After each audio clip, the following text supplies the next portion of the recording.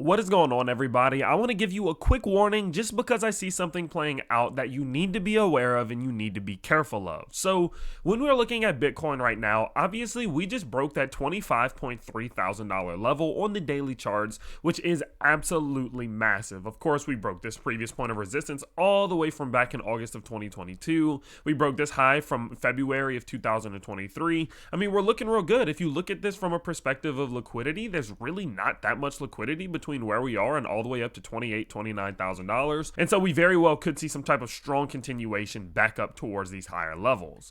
But until we get there, I want you to be aware of something today and tomorrow that very well could dupe a lot of investors. So as you all know, I kind of have my tinfoil hat on, and I'm saying that, look, we're in a market of manipulation still. Although I do believe that the bottom is in, and if it's not in now, it is going to be in on the next move to the downside. So in my head, it's in. I still understand that this thing is not going to just go straight up. It is going to be up and sideways and down and up and down and sideways. It's going to be a crazy ride, right? And so because of that, of course, I do remain skeptical every now and then whenever we do get moves of this nature. Let me show you what I'm warning you about today, though. At this given point, a lot of people are going to go long. They obviously saw that $25.2 thousand was broken. And if you are going to look at this from a structural perspective, you could say that we have some type of possible inverse head and shoulders here. And if this inverse head and shoulders is going to play out, and I'll show you what that looks like. Give me one sec. We have, of course, left shoulder formation, head formation, right shoulder formation, right? So a lot of people are going to call this inverse head and shoulders. That's what it looks like to me. And so because of that formation, they are going to say that our structural breakout is somewhere up to $40,000. Now, are we going that high? We very well could, but I'm not going to say that we definitely are, not yet, at least. We're not out of the clear in the economy. And so because of that, people are going to go long, and they are going to go extremely long. We just broke a range high, and so they're going to get confident, they're going to open up leverage, and they are going to go long, as I mentioned before. But what I want you to pay attention to, if you're on this channel, is this ascending level of resistance. What I'm paying attention to and noticing right now is that Bitcoin is testing the waters of if we're going to be able to break this resistance, or if we're going to maybe, kind of teeter above it, look to build some support and then continue, or if we're just flat out going to get rejected and continue back to the downside to start to build in this layer of support. If this is the case, we are going to see almost everyone that went long right here get liquidated the moment we lose $22,000. And so because of that, I'm giving out a warning saying, hey, I wouldn't necessarily be going extremely long, and if I'm going long, I'm putting a stop loss at $24.5 thousand, because if this starts to roll, we very well could be in position to continue all the way back down to the bottom side of this channel.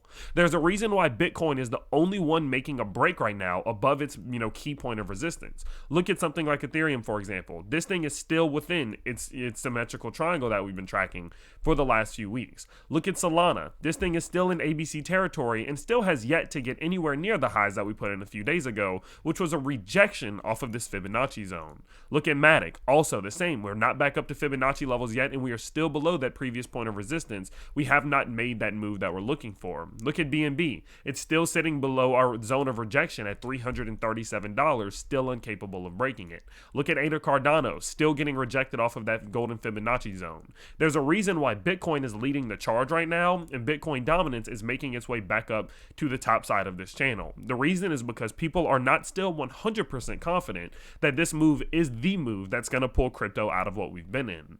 And so what I'm telling you is you need to be aware and you need to be on the lookout to see if we're capable of actually breaking this ascending wedge, or if we're going to come back down and look to establish some support.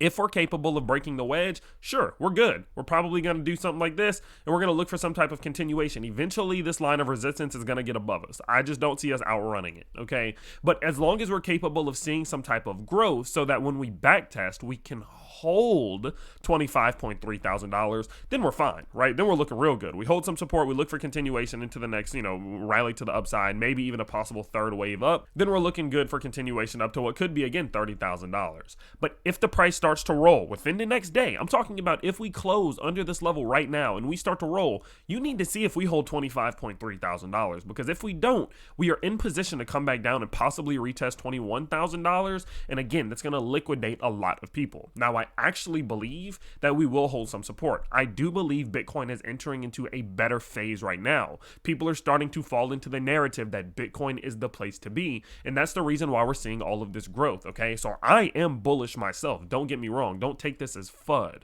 But what I am saying is that you need to be mindful that we have not cleared this level of resistance, and none of our altcoins are confident enough to break out just yet. And so we might get some type of pullback to the downside. And if that happens, look to see if 25.3 thousand holds and if we can build support on top of this level. Because if not, a continuation to the downside is likely, and there may be better buying opportunities coming over the next week, over the next 2 weeks, especially as the FOMC meeting does approach next week. So with that said, that was a quick update. I just want you to be aware, guys. Now, if by the time I post this video, we've already broken out of this channel and we're say above 27.5K, great. Don't worry about what I just said. But if that's not the case, look for the establishment of support on this level before you get too excited that this is about to immediately run just because we got a breakout of this massive inverse head and shoulder. Now, I also did just send out my crypto catch-up newsletter, which is free. It is in the description below, which went over all of the technical analysis for all of our altcoins. I also did include my own personal portfolios, so make sure you do go check that out if it is something that is interesting to you. But with that said, of course, I will see you all tomorrow.